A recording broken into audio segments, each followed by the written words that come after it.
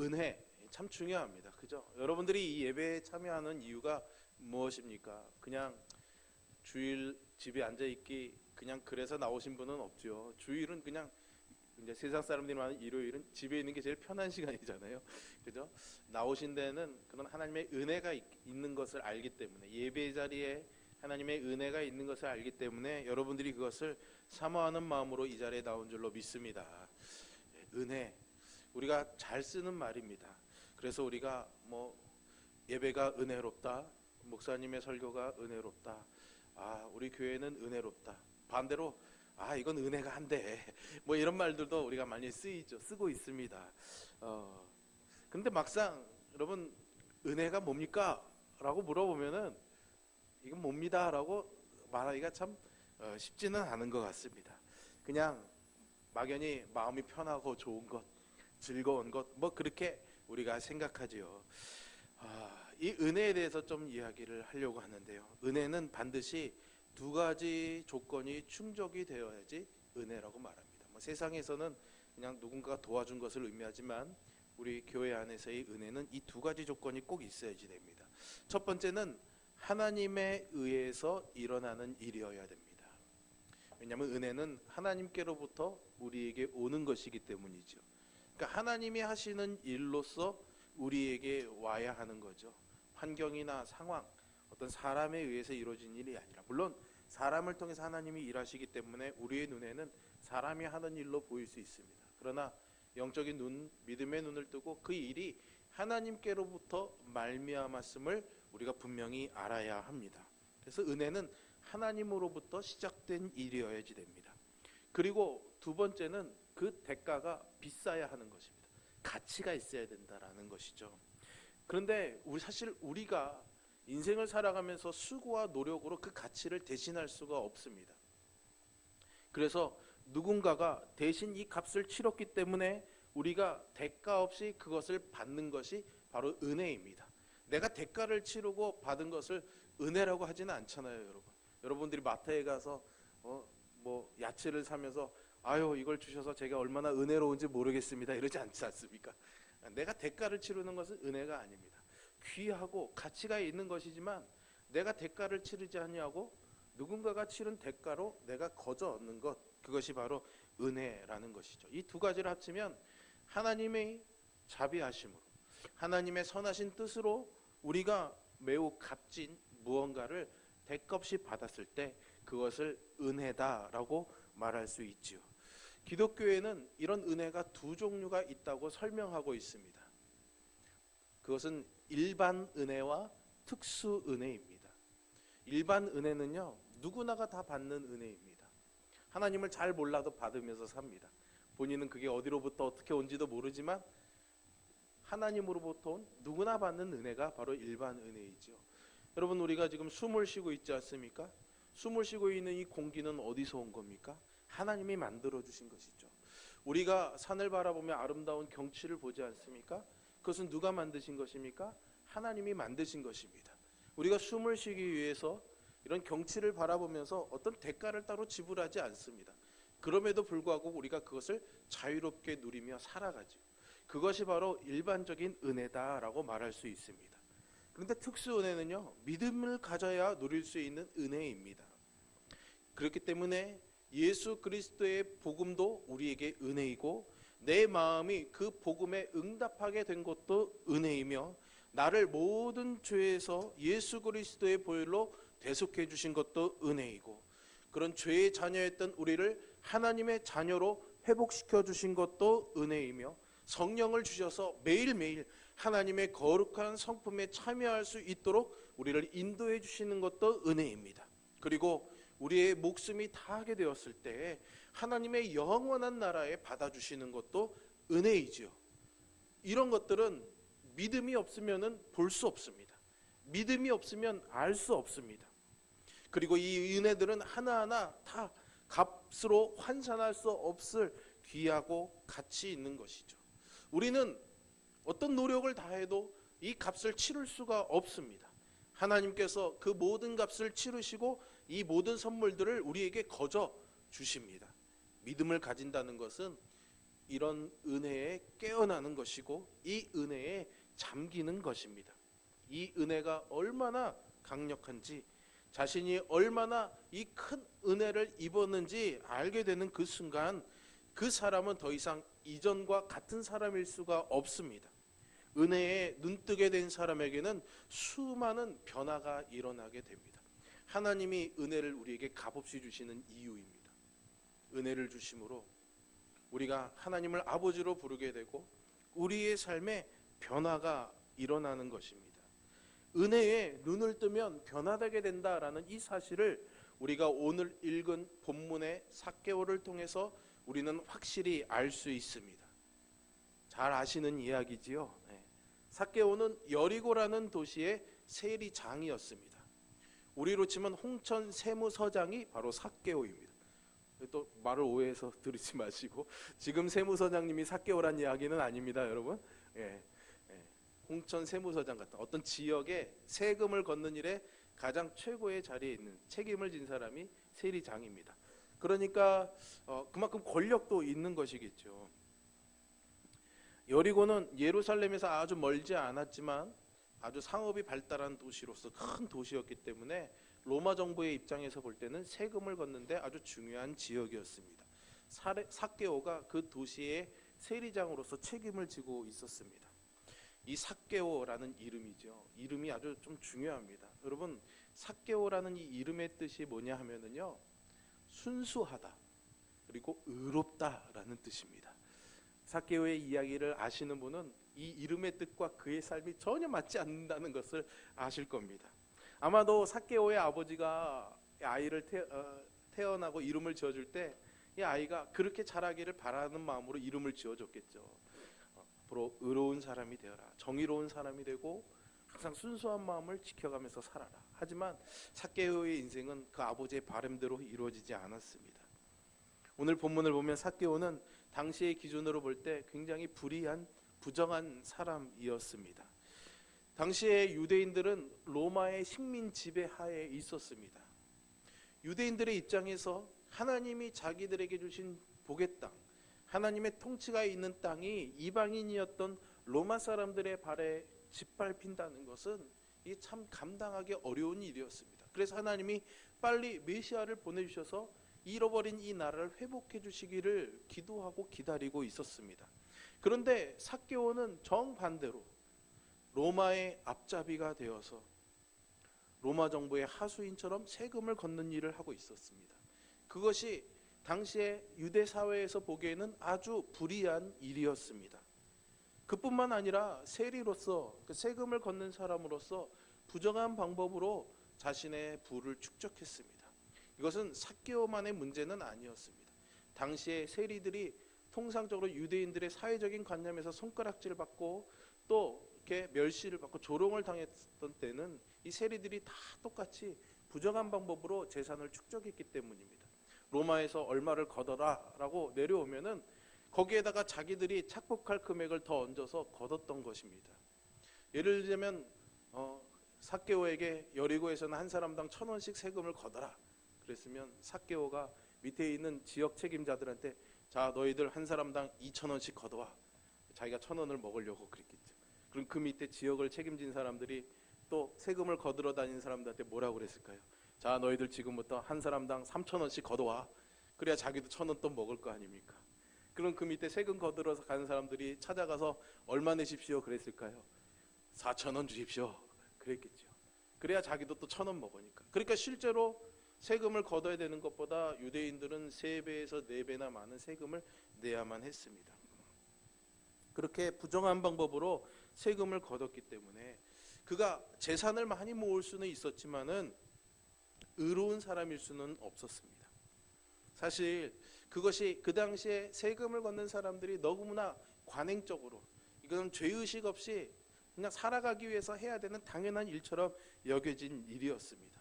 그래서 그런 조직 안에서 삭개오가 자기가 정말 의로움을 지켜가면서 자기 이름처럼 살아간다는 것이 쉽지는 않았죠. 처음에는 어쩌면 그래야겠다, 이렇게 살면 안 되겠다라고 마음 먹었겠지만 점점 그런 조직사회 안에서 생활해 가면서 그렇게 한 푼, 두 푼 부정한 방법으로 재산을 취하는 것이 그냥 자기에게는 아무렇지도 않은 일일 수도 있었습니다.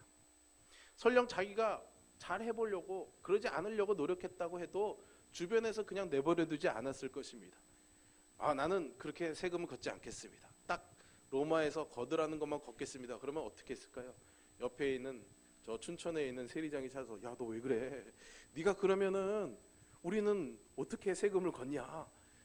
너 그러지 마라. 너도 그렇게 걷어. 그렇게 할 수가 있겠죠. 그러다가 그래도 끝까지 말을 안 들으면 어떻게 할 거야? 이놈의 그렇게 안 하면 가만 안 두겠어? 이 세리 사회에서 너를 그냥 쫓아내버리고 말겠어? 협박도 하겠죠. 정 끝까지 안 된다면 어쩌면은 정말 부정한 방법으로 이 삭개오를 쫓아낼 수도 있었을 것입니다. 그렇기 때문에 처음부터 정의롭게 살려고 했던 사람들도 점점 타협하게 되고 눈을 질끈 갖고 불의를 행하게 됩니다. 여러분, 이게 삭개오만의 문제겠습니까? 사실은 우리의 신앙에도 얼마든지 드러날 수 있는 문제입니다. 말씀대로 하나님의 뜻대로 거룩하게 살겠다고 우리는 예배에 참여할 때마다 말씀의 은혜를 받을 때마다 수없이 다짐합니다.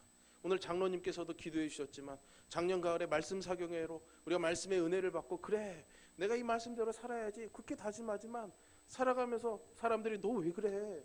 꼭 그렇게 살지 않아도 되잖아. 그래도 내가 살아가는 형편이 이런데 참 이대로 살기는 어려워. 이런 여러 가지 이유들과 조금씩 타협해 가다 보면은 사실은 우리도 이 삭개오처럼 불의한 자리에 나도 모르는 사이에 앉게 되고 내가 행하는 일조차도 불의하다는 것을 모른 채로 그냥 너무나 당연한 관행처럼 살아갈 수 있음을 우리는 깨달아야 합니다.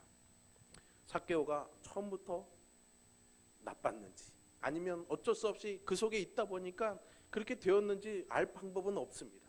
하지만 최소한 오늘 이 본문에서 예수님을 만나는 이 시점에 있어서만큼은 그는 불의한 삶을 살고 있었습니다. 하지만 그의 마음은 어땠을까요? 그의 이름의 뜻이 끊임없이 그를 괴롭히지 않았을까요? 나는 아버지가 이름 지어주신 것처럼 순수하게 살아야 되는데 의롭게 살아야 되는데 왜 자꾸 나는 이렇지?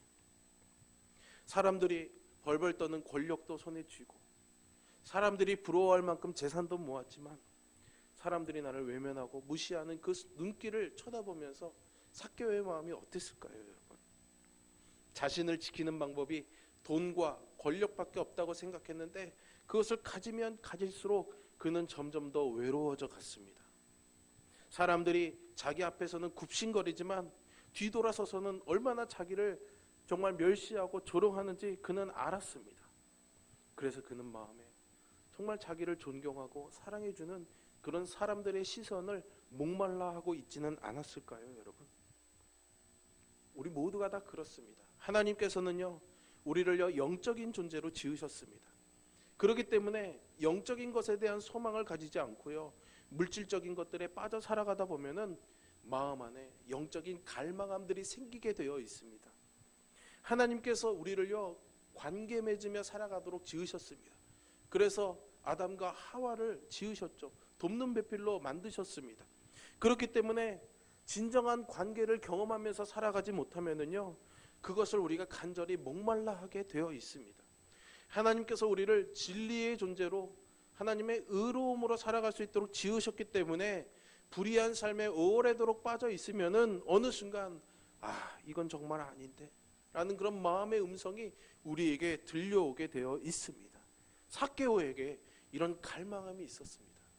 본문에는 기록되고 있지는 않지만 그가 예수님을 보고 싶어 했다는 그 마음의 힌트를 삼아 그의 마음에 이런 갈망이 있었음을 우리는 유추할 수 있습니다. 처음에는 그런 갈망을 무시하고 외면한 채로 돈을 모으고 권력을 찾아가는 삶을 살아갈 수 있었겠지만 시간이 흐를수록 이 갈망은 결코 마음 안에서 지워질 수가 없었습니다. 나중에는 그것이 내면적인 괴로움이 되었던 것입니다. 그래서 어떻게든 해결해 보고 싶었죠. 하지만 그것을 해결할 방법이 없었습니다. 이것을 그만두든가 해야 되는데 그만둘 수도 없는 것이고 계속 그대로 살다가는 도저히 어떻게 할 수가 없었고 삭개오는 그런 상태에서 시간을 보내고 있었습니다. 그러다가 예수님에 대한 소문을 들었습니다. 들리는 소문에 의하면 그분의 별명이 세리와 죄인의 친구랍니다. 나 같은 세리, 유다민족, 나 같은 민족들이 나를 벌레 취급하고 죄인 취급하고 있는 나를 친구처럼 생각하는 분이 계시다고. 근데 그분이 하나님의 아들이라고 그 소문을 들었습니다. 삭개오는 마음속으로 혹시 그분이라면 나의 마음에 이 문제를 해결해 주시지 않을까, 그런 생각을 하면서 지냈는데 그분이 어느 날 여리고에 온다는 소식이 들렸어요. 그래서 이 기회를 놓치면 안 되겠다. 그래서 그분이 오신다는 곳으로 나아가 보았습니다. 그런데 이미 사람들이 많이 모였어요.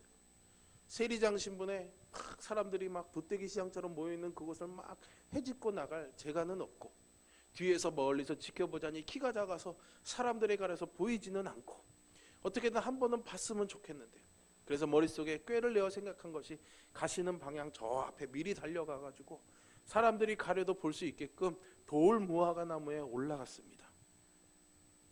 그러면서 저분을 뵈면은 뭔가 내 문제가 해결될 실마리가 있지 않을까, 혹시 그분이 날 알아보지는 않을까, 나에게 손가락질하면 어쩔까, 그런 마음을 갖고 있는데 그분이 자기를 보고 나서 자기에게 오시는 거예요. 얼마나 떨렸겠습니까? 아이고, 나한테 이 나쁜 놈이 이 자식 이렇게 하면 어떻게 할까, 얼마나 마음이 떨렸을까요? 그런데 삭개오가 있는 그 나무에 오시더니 예수님께서 삭개오, 내려오십시오. 내가 오늘 당신의 집에 가겠습니다. 삭개오는 깜짝 놀랐습니다. 첫째는 그분이 자기의 이름을 불러줬죠. 일면식도 없고 내가 누구라고 소개한 적도 없는데 그분이 자기에게 찾아와서 이름을 불러주었습니다. 그 어느 유명한 시인의 시처럼 그가 나에게 와서 나의 이름을 불러주었을 때 내가 그에게 뭐가 됐다고요? 꽃이 되었다고요. 이름을 불러줬을 때 뭐가 됐다는 게 의미 있는 존재가 됐다는 거예요. 의미 있는 존재가. 의미 없는 존재처럼 사람들의 눈에 보이고 권력과 재물을 가졌지만은 사람들 사이에서 없는 사람처럼 지내던 의미 없는 존재였던 삭개오가 예수님이 찾아오셔서 삭개오, 그의 이름을 불러주었을 때 삭개오는 하나님 나라의 의미 있는 존재임을 그가 깨닫게 된 거예요. 놀라게 된 거죠. 그 주님이 오늘 이 시간에도 이 자리에서 여러분들의 이름을 불러주십니다. 사람들이 자기의 이름을 조롱거리로 삼았습니다. 심지어는 자기 이름조차도 부르지 않고 저 세리장 하며 자기를 무시하고 멸시했죠. 빈정대면서 그의 이름을 들먹거렸을 것입니다. 그래서 자기의 머릿속에서조차도 잊어버렸던 자기의 이름, 순수한 의로운 사람 삭개오, 그 이름을 예수님이 불러주셨죠. 참으로 오랜만에 자신의 모습을 찾은 기분이었을 것입니다. 그뿐만 아니라 그분이 자기의 집에 와서 묵으시겠다는 겁니다. 잘 아시는 것처럼 이 유대 사회에서는 죄인과는 함께 밥을 먹지도 않고 그 집에 가지도 않았습니다. 그 세리의 집에 하나님의 아들이라고 오셨다는 분이 찾아오시겠다는 것은 굉장히 파격적인 제안이었습니다. 그것은 하나님이 오늘 그에게 오시겠다는 것과 똑같은 의미였습니다. 죄인이기 때문에 하나님이 버려야 될 사람이라고 유대인들은 생각하고 있었고, 삭개오 자신도 나는 하나님께 버림받은 사람이다, 이 죄 때문에 나는 하나님에게서 떨어진 사람이다 라고 생각하고 있었는데, 하나님의 아들이 오늘 자기와 함께 하겠다고 말씀하고 계십니다. 삭개오는 급히 뛰어내려와서 예수님을 자기 집으로 모시고 갔습니다. 너무 좋아서 예수님뿐만 아니라 제자들과 예수님을 따라오는 사람들까지도 다 자기 집으로 데리고 왔어요. 그래서 하인들에게 명령해서 좋은 그릇들도 다 내어놓고 좋은 음식도 다 해서 정성스럽게 대접합니다. 마치 예수님은 오래된 친구처럼, 그가 정말 죄인이라는 사실을 모르는 것처럼 삭개오와 함께 하시며 그의 친구가 되어주셨죠. 그렇게 잔치의 흥이 한참 고조되고 있을 때 삭개오가 일어나서 예수님에게 말합니다. 주님, 보세요. 이제 저는요, 제 소유의 절반을 가난한 사람들을 위해서 나누어 주겠습니다. 그리고 제가 혹시 누군가의 것을 억지로 뺏은 것이 있으면 그 사람에게 4배로 갚아주겠습니다. 폭탄 선언이죠. 움켜쥐기 위해서 살아왔던 삭개오의 손이 이제 펼쳐졌습니다. 내가 이것을 붙잡기 위해서 살지 않겠다라는 고백이죠. 무엇이 삭개오를 이렇게 만들었습니까? 갑자기 그가 정의를 세우는 투사로 변화된 것입니까? 그렇지 않습니다. 단지 그가 하나님의 은혜에 눈을 떴을 뿐입니다. 단지 그는 예수님과 함께 하고 있었을 때 예수님이 그와 함께 하셨기 때문에 그 은혜가 무엇인지를 경험해 보았기 때문이었습니다. 여러분, 하나님의 그런 은혜에 눈을 뜨면 가장 먼저 하나님과의 관계가 회복되어집니다. 하나님과 원수되었던 우리들이 하나님의 자녀로 회복되는 것입니다. 그리고 그런 하나님과의 관계가 회복이 되면 다른 모든 관계들도 바로 잡히게 됩니다. 그래서 나 자신과의 관계, 나 스스로 나를 미워했던 나와의 관계, 이웃과의 관계, 그리고 물질과의 관계들이 다 바로 잡히게 됩니다. 그렇게 관계가 바로 잡히게 되면 세상이 달라 보입니다. 모든 것들이 달라 보입니다. 은혜를 경험하니까 전에는 당연해 보였던 관행들, 그리고 자기가 너무나 당연스럽게 해왔던 그런 일들이 청산해야 될 부정스러운 일이었고 불의한 일이었던 것으로 보입니다. 과거에는 자신을 지켜줄 것처럼 보였던 든든한 바위처럼 여겨졌던 그 재산들이 이제 은혜의 눈을 뜨고 보니까 다 쇳덩어리로 보입니다. 다 은혜가 만들어낸 일입니다. 그 같은 변화를 보고 예수님께서 뭐라고 하십니까? 9절과 10절에서 오늘 구원이 이 집에 이르렀다. 이 사람도 아브라함의 자손이다. 인자는 잃은 것을 찾아 구원하러 왔다라고 고백합니다. 삭개오가 나는 이제 이전과 같은 삶을 살지 않겠습니다. 이제는 다른 삶을 살겠습니다. 고백하니까 예수님이 너에게 이제 구원이 임했다라고 선언해 주셨습니다. 여러분, 예수 그리스도를 통해서 하나님의 은혜에 눈을 뜨고 그로 인해서 하나님과의 바른 관계에 놓이게 되면 예수님이 너의 이 집에 구원이 임했다라고 선해 주시는 것처럼 하나님이 우리의 삶을 새로운 관계로 인정해 주십니다. 그것을 조금 어려운 말로 설명드리면 칭의라고 말합니다. 옳다고 불러주시는 거죠. 맞아, 이제 네가 제대로 된 자리에 왔어 라고 인정해 주십니다. 사실 죄로 인해서 우리는 하나님과 어긋난 관계가 되었습니다. 자리를 떠난 것이죠. 하나님께서는 예수 그리스도를 보내주셔서 이 관계를 바로잡아 주셨습니다. 하나님과의 관계를 회복하기 위해서 예수님께서 우리의 모든 죄를 담당하시고 십자가에서 돌아가셨습니다. 그래서 우리는 죄인이지만 어긋난 길에 가 있는 사람이지만 십자가의 은혜를 받아들이고 예수 그리스도를 주님으로 영접하게 될 때 하나님이 우리를 의롭다고 인정해 주십니다. 그래서 그것을 칭의라고 말합니다. 근데 여러분, 오해하지 마십시오.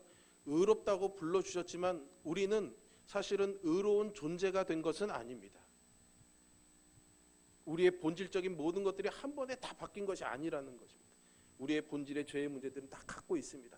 그런데 그럼에도 불구하고 너희가 이것을 믿었으니까 너 괜찮아, 이제 너는 내 자녀야. 그렇게 실수하고 상처도 여전히 있고 여전히 연약함도 있지만 그래도 네가 이것을 믿고 있으니까, 네가 예수를 만났으니까, 그분을 구주로 고백했으니까 너는 내 자녀야 라고 하나님이 인정해 주시는 겁니다. 그러니 여러분, 구원받은 내가 여전히 죄를 짓고 연약한 가운데 있더라도 물론 그 문제는 우리가 해결해야 될 문제이지만 실망하지 마시기를 바랍니다. 그래서 우리를 하나님의 사랑에서 그 어떤 것도 끊어놓을 수 없다고 성경은 우리에게 증거하고 있습니다.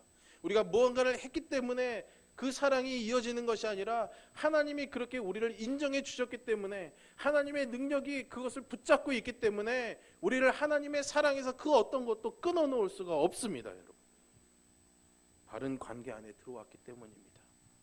그래서 우리는 그 관계 안에서 하나님을 향해서 이제는 두려운 신으로서의 하나님이 아니라 아버지, 아버지 이렇게 부를 수 있습니다. 우리가 자녀로 회복되었기 때문입니다. 하나님과의 관계가 바로 잡히고 그로 인해서 우리의 모든 관계들이 이렇게 바로 잡힐 때 우리는 비로소 이제 무엇이 잘못되었는지를 보게 됩니다. 우리의 자리가 바뀌었기 때문이죠. 삭개오가 예수님을 만난 후에 어떻게 살았을까요? 오늘 성경은 뒷이야기가 나오지 않습니다. 마음껏 상상해 보라는 하나님의 은혜입니다. 아마 이전과는 같은 방법으로 살지 않았을 것입니다. 그가 세리장의 자리에 여전히 있었다면 이전처럼 부정한 방법으로 재물을 거두지 않았겠죠. 이제는 바른 방법으로 재물을 거두려고 노력했을 것입니다. 그러기 위해서는 그의 생활비도 줄여야 되고 대저택도 다 팔아버리고 하인들도 다 내보내고 그리고 정말 부정한 방법으로 돈을 벌지 못하도록 자기 밑에 있는 세리장들에게도 명령했겠죠. 이런 일을 하다 보면 반드시 어려움을 당하게 됩니다. 삭개오에게도 분명히 저항이 있었을 것입니다. 첫 번째는 가족의 저항이었습니다. 누가 제일 싫어했을까요? 금방 아시네요.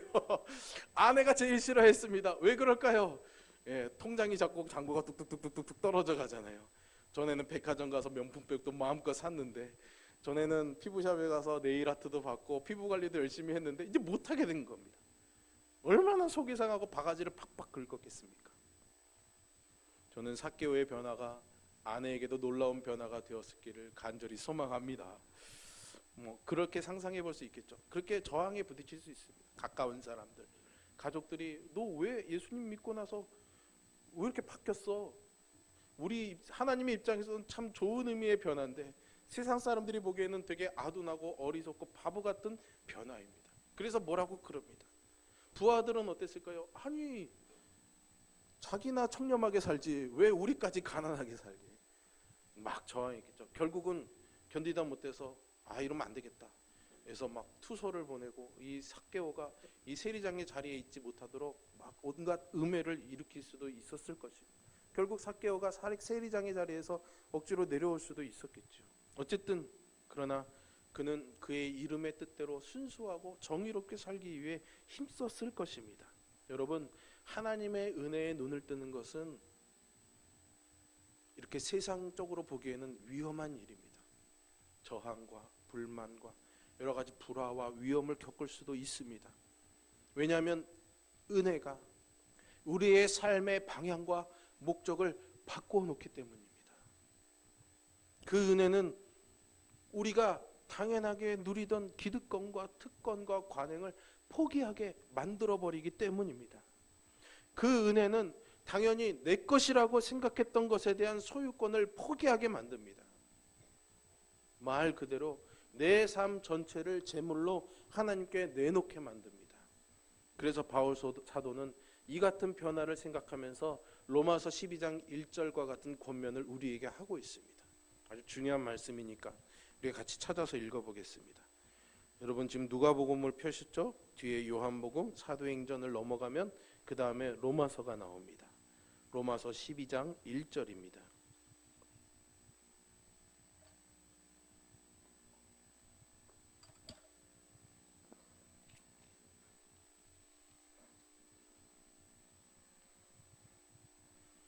로마서 12장 1절의 말씀 같이 한번 읽겠습니다.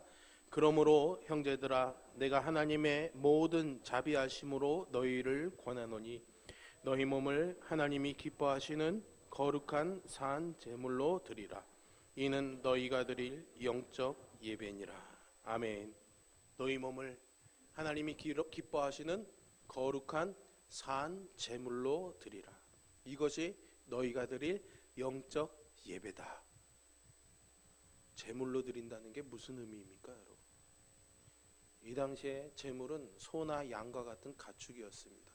가난한 사람들은 비둘기 같은 것으로 대신하긴 했지만 어쨌든 재산 여력이 되는 사람들은 소나 양과 같은 제물을 드렸습니다. 소나 양과 같은 가축은 지금은 가축값이 그렇게 높지 않지만 이 당시에는 전 재산과 같은 그런 가축이었습니다. 그것을 내놓는다는 것은 희생과 손해를 감수한다는 것이죠. 그렇게 제물로 드리는 것이 아깝지 않은 것은 하나님의 은혜가 비교할 수 없을 만큼 컸기 때문입니다.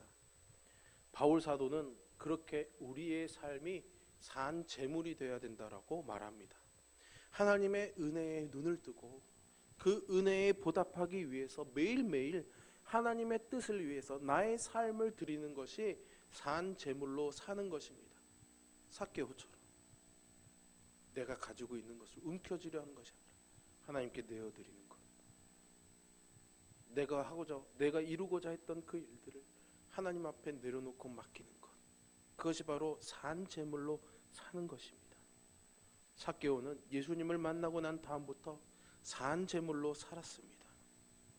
여러분, 은혜의 눈을 뜨고 나면 그 은혜는 우리를 더 이상 같은 상태로 놓아두지 않습니다. 이것이 은혜 받은 사람의 태도입니다. 하나님과의 관계를 바로잡아주고 우리 안에 있는 모든 관계들을 바로잡아주면서 새로워진 관계 안에서 우리는 우리의 몸을 거룩한 산 제물로 바치게 됩니다. 더 이상 나 자신을 위해 사는 것이 아니라 하나님과 이웃을 위해 내 삶을 내어주도록 은혜가 우리를 변화시켜 줍니다. 은혜를 경험하지 못한 사람에게는 이것이 불편하고 부담스러울 뿐입니다. 여러분, 그런 변화를 경험하고 변화된 삶을 살아가겠다고 결단하는 삭개오에게 예수님이 이제 구원이 너에게 임했다라고 선포하셨습니다. 우리는 그저 예배에 참석해서 말씀을 듣고 좋다, 말씀을 들으니까 참 평안되고 위로가 된다, 그것을 은혜 받았다라고 말합니다. 그러나 여러분, 그것은 은혜를 받은 것이 아닙니다. 그것은 은혜가 주어진 것입니다. 은혜를 받는 것은 주어진 그 은혜를 마음에 품고 오늘 삭개오와 같은 자신을 산 제물로 드리는 믿음의 고백을 해야 되는 것입니다. 그리고 그 믿음의 고백에 따라서 자신의 삶을 살아가야 합니다. 그런 삶을 사는 우리에게 예수님이 너에게 구원이 임했다라고 선언해 주십니다. 이것이 오늘 믿는 그리스도인들이 은혜의 눈을 뜨면 살아가는 삶의 모습입니다. 더 깊이 하나님의 은혜에 부딪히고 그로 인해서 더 깊이 변화되어 하나님의 뜻을 이루어가는 저와 여러분이 되기를 간절히 소망합니다. 그저 성공을 이루고 죽을 병에서 고침받은 것, 그 은혜가 끝이 아닙니다. 그 은혜를 받았으면 그 귀한 것을 위해서 살아갈 수 있도록 나를 산 제물로 드리는 삶을 살아감으로 인해서 하나님 앞에 영적인 예배를 드리며 구원의 삶을 살아갈 수 있기를 주님의 이름으로 축원합니다. 기도합니다. 사랑의 아버지 하나님, 오늘도 말씀하여 주심을 감사합니다. 영으로 말씀하시는 하나님의 말씀이 우리 영에 심겨지기를 소망합니다. 그래서 좋은 교훈을 듣고 듣는 순간 마음이 편함으로 인해서 만족하고 돌아가는 우리들 되지 않게 하시고 들은 것을 정말 잃어버리지 않기 위해 끝까지 마음에 품으며 그것을 자라게 하시고 열매 맺게 하시는 하나님께 우리의 삶을 내어드림으로 인해서 거룩한 산제사 드리는 삶을 살아가는 우리가 되기를 원합니다. 이 성전의 문만 나서면 끊임없이 우리에게 주어진 이 은혜의 씨앗들을 가져가려는 사단의 여러 가지 방해와 속임수와 저항들이 너무나 많이 있습니다. 하나님, 그런 것들에서 우리를 지켜주시옵소서. 하나님, 그런 것들에서 이겨낼 수 있도록 힘을 주시고 지혜를 주시옵소서. 하나님의 인도하심이 있게 하여 주시옵소서. 간절히 소망하며 예수님의 이름으로 기도합니다. 아멘.